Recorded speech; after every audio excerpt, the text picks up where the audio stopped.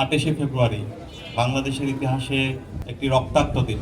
28শে ফেব্রুয়ারি বাংলার জমিনে যেভাবে রক্ত ঝরেছে, যেই গণহত্যা হয়েছে, যেই শিশু হত্যা হয়েছে, সর্বস্তরের নাগরিকদেরকে যেভাবে হত্যা করা হয়েছে, সেটা নিয়ে যেভাবে আলোচনা করা দরকার ছিল পাবলিক পরিসরে, সে আলোচনাগুলো হয়নি।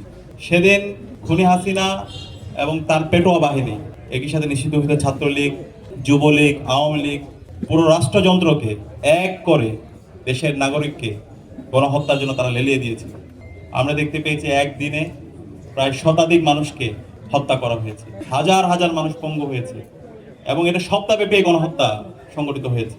হাজার হাজার নাগরিকদেরকে পঙ্গু করা হয়েছে। এখন অসংখ্য আমাদের ভাই বোনরা তারা হাসপাতালে পেতে কাতরাচ্ছেন, চোখ হারিয়েছেন, হাত হারিয়েছেন, পা হারিয়েছেন।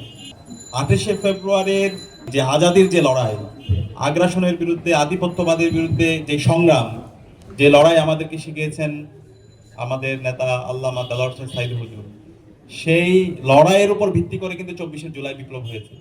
অসংখ্য শহীদদের আপনি জীবনী পাবেন যারা আল্লামা দেলোয়ার হোসেন সাঈদী হুজুরের যেই আদর্শ, আল্লামা দেলোয়ার হোসেন সাঈদী হুজুরের যেই বয়ান, সেটাকে তারা লালন করতো, সেটা ধারণ করতো।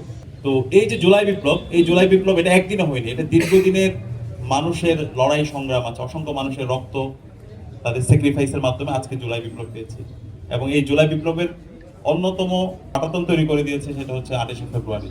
আমরা আজকের এই দিনে ঢাকা বিশ্ববিদ্যালয় কেন্দ্রীয় ছাত্র সংসদ এবং বাংলাদেশের ছাত্র সমাজের পক্ষ থেকে 28শে ফেব্রুয়ারির সকল শহীদদের শ্রদ্ধার সাথে স্মরণ করছি।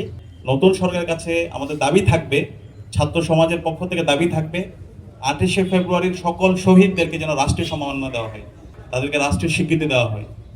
একই সাথে এই সকল শহীদদের এবং আহতদের রাষ্ট্রের পক্ষ থেকে পুনর্বাসনের ব্যবস্থা করা হয়।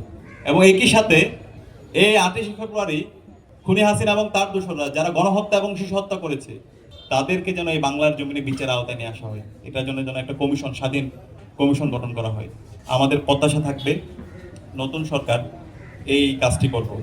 এবং আমাদের আল্লামা দেলোয়ার হোসেন সাঈদী হুজুরকে সর্বশেষ মেডিকেল ক্লিনিং এর মাধ্যমে ওনাকে শহীদ করা হয়েছে, হত্যা করা হয়েছে। এই হত্যাকাণ্ডের সাথে যারা জড়িত ছিল তাদেরকে যেন এই স্বাধীন বাংলাদেশে বিচারের আওতায় নিয়ে আসা হয়। এটা আমাদের ছাত্র সমাজের দাবি, এটা আমাদের সবার গণদাবি।